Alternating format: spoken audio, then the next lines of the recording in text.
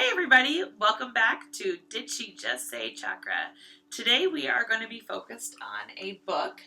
This book is about Good Energy by Casey Means. I'm sure you've seen this book floating around doctor's offices potentially, New York Times bestsellers.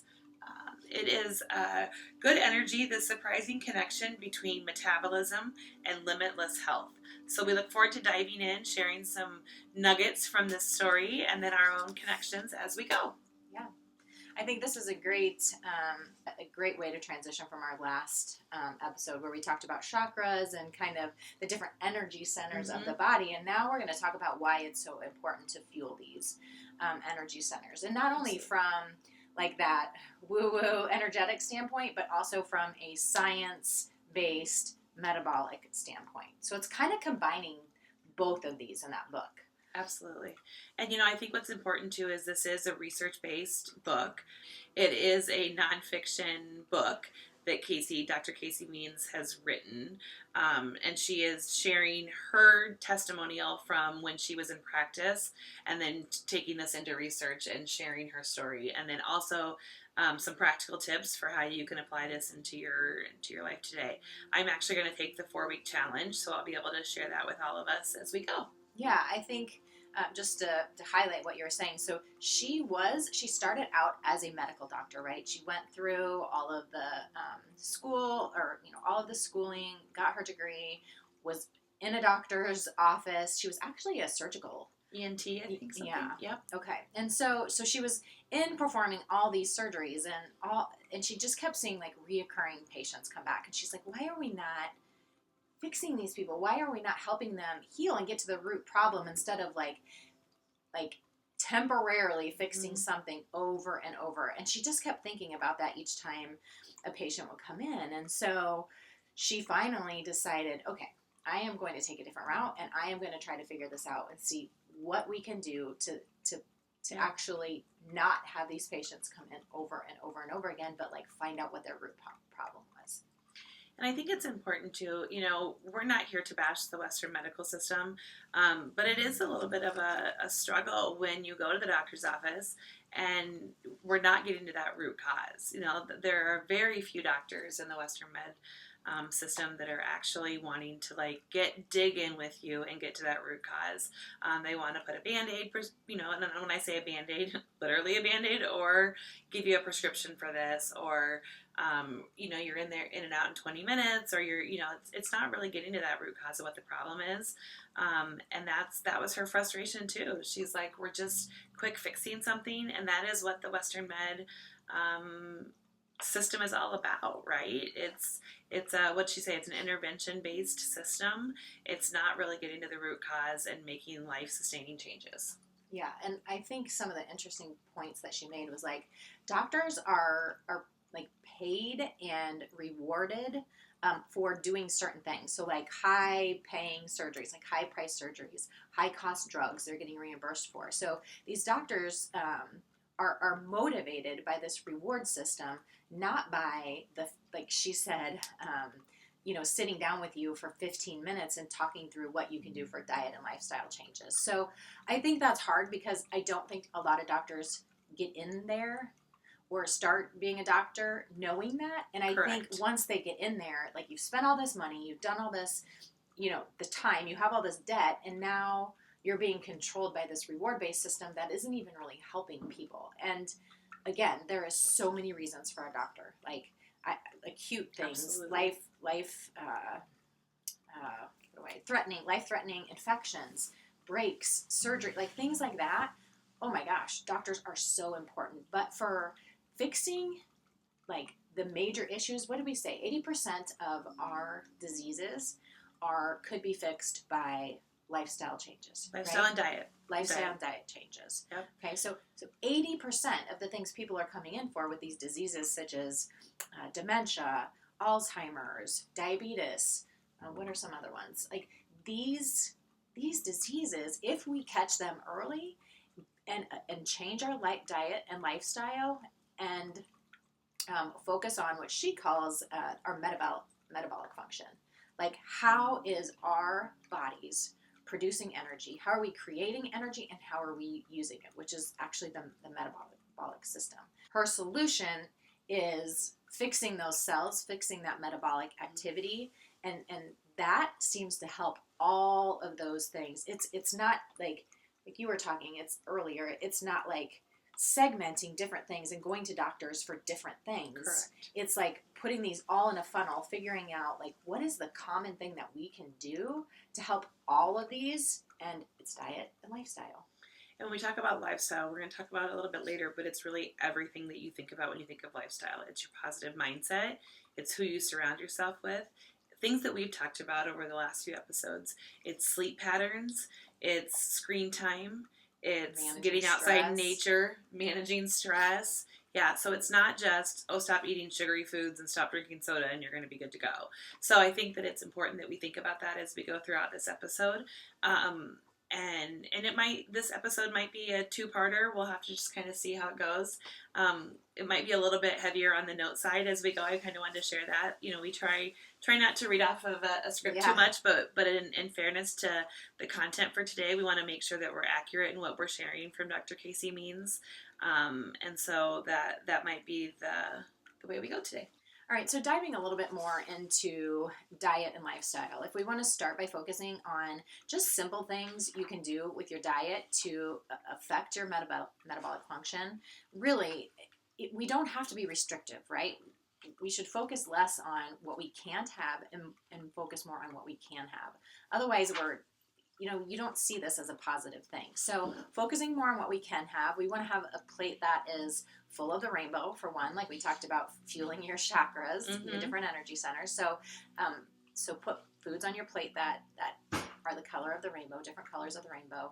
And then also making sure that you have a balance of proteins, fats, and good carbs on your plate. So it doesn't have to be huge changes. We really just need protein to fuel our bodies, a little bit of fat. I tell people protein for women, like your palm is what you need, and then fat is about your thumb on a plate, and then good carbs like greens or healthy rices or things like that would be your whole hand. And so if you can balance your plate with those things each time you eat, because your body needs those 3 different types of fuel to fuel your body sufficiently, to build that metabolic function, to help those cells to create and use energy. That's really what it comes down to, and not over, like, we get these huge plates of food. Just focus on those small portions. That's really what you need. The biggest thing you need, though, is protein. So as I'm listening to Nicole talk about this, it really reminds me of a couple things that Dr. Casey Means talks about in her book. And one of those things is that we develop our eating habits in utero, actually. And when most of our parents are probably, we were probably born in the 70s and 80s. And our parents were told to not eat fats, right? So we had a lot of low-fat diets. And even in pregnancy, right? So they're probably told to eat a lot of grains, crackers, and tortillas, and some of that kind of stuff, low fat. And so that's how I can speak specifically. And I don't know, I didn't ask my mom how she, ate when she was pregnant with me, but some of those kind of things is something to think about. Is how was your mom fueling when she was pregnant with you is one thing, and then being mindful of that. So what changes do you maybe need to make, or how can you help reshape some of those things as you work with your children now? Is one option. The other thing is, as you were talking about having proteins and grains and healthy fats, she talks about, so when you are eating like micronutrients, antioxidants, tell the mitochondria that you're eating, you are resilient. So when we talk about our chakras and we have mantras for what we're eating, there's specific sayings and things that you can say. And we'll throw these up on the screen for you, but there's different ways that you can tell the foods that you're eating that they have purpose for what you are fueling your body with. It struck me as we say that it's fuel for our body. It's fuel and purpose and has meaning. So I think that was kind of cool too. Putting food into your body intuitively. And that's why we say don't eat in the car, because your body's like in fight or flight as you're driving, and eat with people that you really feel good. surround yourself with your family and friends when you're eating, because that just makes your body absorb. Your body is so much more relaxed, and your body's going to absorb things. I always tell my clients, it's not the you are what you eat anymore. It's what you are what you digest and absorb.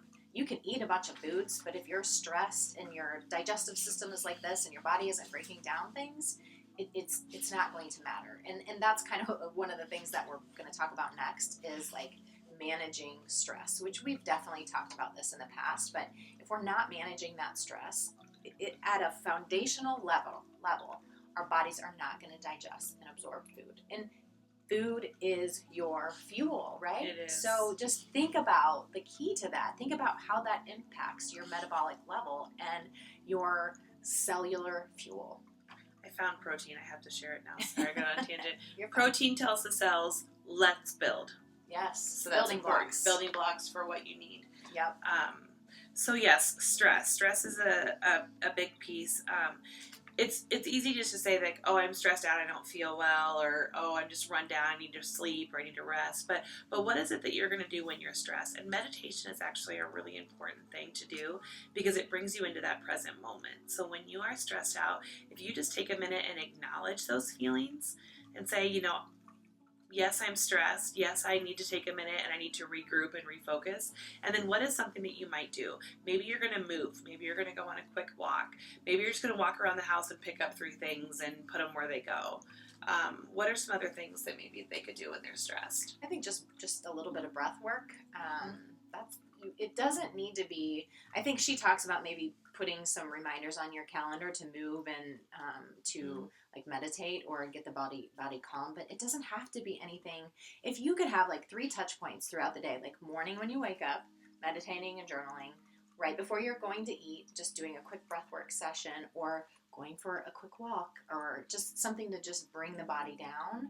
And then in the evening again, 3 times throughout the day, bringing your body out of that fight or flight and putting into that parasympathetic state, right? So we can rest, we can digest, we can regenerate the cells in our body. It does not take, the Artist Way talks about it, even if you can just find something for 15 minutes out of your day to do that lights you up, that creatively makes you feel better, like that brings you joy, it has huge impacts. So don't look for all these big amounts of time. Just take 15 minutes, relax your body, get your body out of fight or flight, and it has huge impacts on your metabolic system, on your energy, on your thoughts, your brain, your emotions, all of that. Don't discount to just connecting with friends. So maybe just making a quick text if that's something that's easy for you to do at the moment, a quick phone call. If you're working from home, sometimes that can be a little bit isolating. So take a few minutes, call somebody, go on a walk, see if they want to, come over for a quick tea or something, just to kind of make that personal connection. That is very important to your stress level and your metabolic health, actually. So. I think regarding stress, another thing that we can really focus on, which she talks about in the book, is like paying attention to your circadian rhythms and getting up with the sun in the morning and paying attention to like when the sun goes down, kind of eliminating some of those things that stress us out. So video games, our computer systems, things that, again, maybe you don't think put you in fight or flight, but they do. I mean, if you're reading stressful things, if you're playing video games where you're like responding to things, that affects our bodies. And there's simple things like going to bed an hour earlier, or shutting down your systems, your phone, your social media an hour earlier. There's blue light blocking glasses that you can wear if you're going to choose to do that later in the day. There's a lot of simple things, but I think the important thing to take away is that like we've strayed away from all these simple things that we can do, and that we have the ability to control our diet and lifestyle. And I don't like that word, control, but like we have the ability to change and fuel ourselves. And we have these simple things like managing stress and listening to our bodies and the circadian rhythm. And instead of doing that, we go to the doctor and we say, what can we do because I can't sleep? Oh, here, take this medicine that's going to make you feel like a zombie, and it's going to have this side effect and this side effect. And I'm not saying at some point you don't need to do that. If that is what you want to do, you should totally do that. But there are things you can try first before you put yourself on these quick fixes that if you start to just take one small step, again, this is something we've talked about. One small step creates that little change, which makes you feel just a little bit better. So you're fueling your body with food now. That's just one small step. And then you're like, oh, I feel a little bit better. Like, okay, I'm going to add in a little bit of movement. Oh, that makes me feel a little bit better. Oh my gosh, all of a sudden I'm sleeping better. Like, it isn't big changes we're looking for here that are going to impact how you feel. It's just these little things that are going to add up, right? One small step. Absolutely. In her book, she provides a ton of resources. I mean, this book is just a wealth of knowledge if it's nothing else. But one of the things that she does provide as we get ready to talk about a 4-week change is she provides 25 different good energy habits for you to choose from. And the first 2 weeks, she provides kind of like a step-by-step of what you could do if you're going to go on a 4-week journey to switching your energy over from bad energy to good energy. Then for weeks 3 and 4, she encouraged you to choose 2 or 3 energy habits to choose. And she encouraged you to use energy or habit stacking or tiny habits as just a couple ideas for things to do. So I'm gonna try. Like I said, I'm gonna really put forth some good effort into trying the 4-week challenge. So let's work on some accountability if you could. Yeah. So for week 1, it really talks about getting your baseline metrics and accountability. So she really encourages you to get, first and foremost, before you do anything else, figuring out your why. So first and foremost, figure out your why. Why are you doing what you're doing? So my why is to have health, so have good energy health, to have longevity, to model for my girls and myself that I can be healthy and feel good. And really, that's it, to feel good, right? I've worked really hard the last year to get my central nervous system to a state of regulation, and now it's to work on feeling better on the inside and outside. And so my first week 1, so this whole week is to really get all of my levels figured out so that I can have that as my baseline. And she talks about just to kind of please focus on the things that she talks about, like your blood sugar levels, your blood pressure, your cholesterol levels, your inflammation levels, and your insulin sensitivity. Like, those are things that are just simple tests that you can have to see where your baseline is, right? To start off at the beginning. And so she encourages you to know those numbers off the bat, right? Yep.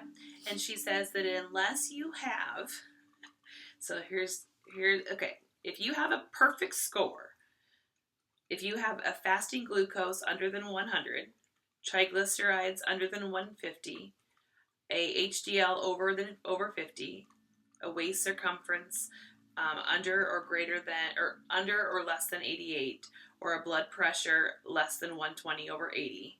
If you have these specific numbers that are posted here, then you already have good energy. So way to go, you. You're awesome.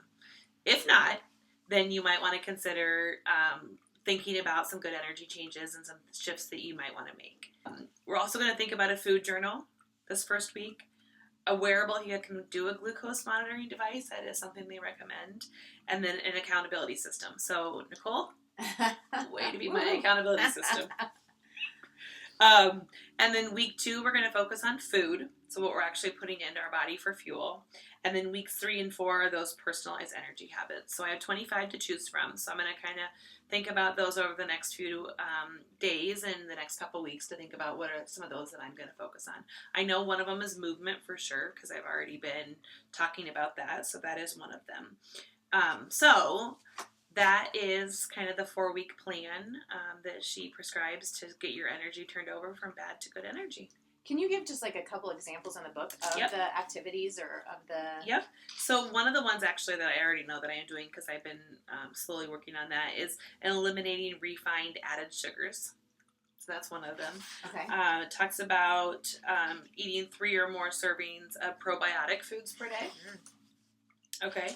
She talks about eating 30 grams of protein per meal, which that's something that people have shared with me. Yeah. Some other options as we get into getting 7 or 8 hours of sleep per night, confirmed by a sleep tracker, meditating, Get heat exposure for at least 1 cumulative hour per week, or cold exposure. Yeah, so heat and cold is another thing we could talk about a little bit. There are lots of great practitioners around the area that have different tools for you to use. We have infrared saunas, we have red light therapy, we have the cold therapy. There are places all over popping up to help with these, and it really does help with the nervous system, with how your body generates new cells. So those are great. I love those, and I think just getting out in the sun. If you don't have money to go do those things, go out in the sun.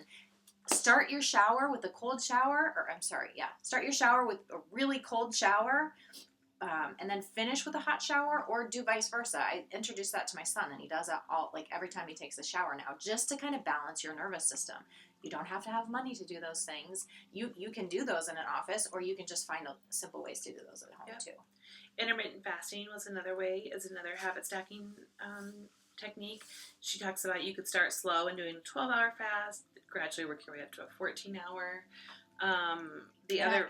What'd you say? I'm sorry. Well, I love intermittent fasting, and that is, I think, one of the best things that we as women can do for our bodies is to fast. But I really want to educate people and just tell them, if you are like super stressed and your adrenals are shot, you don't want to fast. Your body needs food. It needs energy, right? And so we've got to get that balance in there and your gut kind of healthy first before you start fasting. So don't jump into an intermittent fast without making sure that those things are in alignment. So like I tell people, if you wake up feeling super tired or if you get jittery really easily in between meals, those are signs that fasting may not be the best for you. Let's work on a couple other foundational things first. Then once you get those under control, and fasting is such a wonderful tool for our bodies. Very cool. It talks about minimizing the blue light and maximizing sunlight. Some of the other kind of things are just practicing mindful eating. Get nature exposure for like 4 hours per week. Yeah, grounding, centering outside in nature. That's just, again, such a powerful thing. And I love it. So in the previous episode, we didn't have enough time, so we kind of had to cut it out. But with this one, I think hopefully we'll have a little bit of time to fit in here. And so I wanted to talk a little bit about intuitive eating, and just a very simple tool. And it's not actually even about just eating. It's about like the energy of your body and putting stuff in it that's good and supportive and going to fuel you. And so there's a simple tool called the sway method. Like if you're sitting down, it actually works better if you're standing up, but I'm not going to stand up to do that. So stand up normally and take a couple deep breaths and then ground yourself. Just ground yourself into Mother Earth. And if you want to know if something is good for you to put into your body, all you have to do is take a deep breath in. Hold whatever it is. Okay, I grabbed a chocolate bar off to the side. Not that those are ever But hold something in your hand, put it next to your heart center, your stomach, whatever you want to do, but just take a deep breath in and just ask the question as you're breathing in, is this good for my body? And naturally, if it's a good thing for your body is going to pull towards it, okay? It's going to lean into it. But if it's not, it's going to lean away. The same thing if you're standing, your balance is going to kind of be shifted away if your body doesn't like it, or your body will be drawn to it. And so kind of hip width apart and practice this. Like this is such an easy tool. If you're at the grocery store, if you're at home and you're like, okay, I don't know if this is a great thing for me to do today. I don't know if this is something my body needs, whether it's a prescription, whether it's a supplement, whether it's food. I encourage you just to try and mess around with this. This is the coolest tool. And if you're pulled towards it, that's a yes. If your body kind of repels, that's a no. So the people I teach this, they come back to me the next session. They're like, oh my gosh, it was so amazing. Like I didn't realize my body had this innate knowledge, and everybody does, right? Everybody has that. And so this is where I think it's such a great tool to listen to our bodies. I would agree. Yeah. It's a perfect time to do that because we're talking about energy, right? This is all energy. Our body is energetically drawn to this chocolate bar or it doesn't want it, So try that out. Let us know what you think. But it is just a simple tool that teaches us how to listen to our bodies. Absolutely. Energy is everywhere, friends. Speaking of friends, That's another great one. Yep. Surrounding yourself, and we touched a little bit on that, but like surrounding yourself with good people, getting out and doing things with people that are supportive of you, not the crazy makers like we talked about earlier, but people that support you, that love you, that light you up, and that make you feel good. That's just as important as putting good fuel in your body.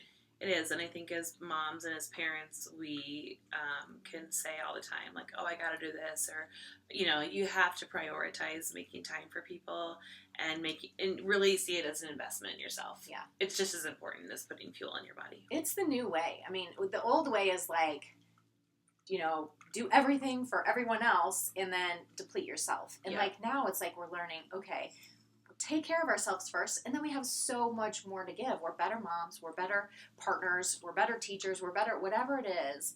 We're better if we feed ourselves and fuel ourselves first. It's not selfish to do that. It's such a great, powerful thing. It's a good thing that you're doing for yourself and for everyone that's around and in your circle.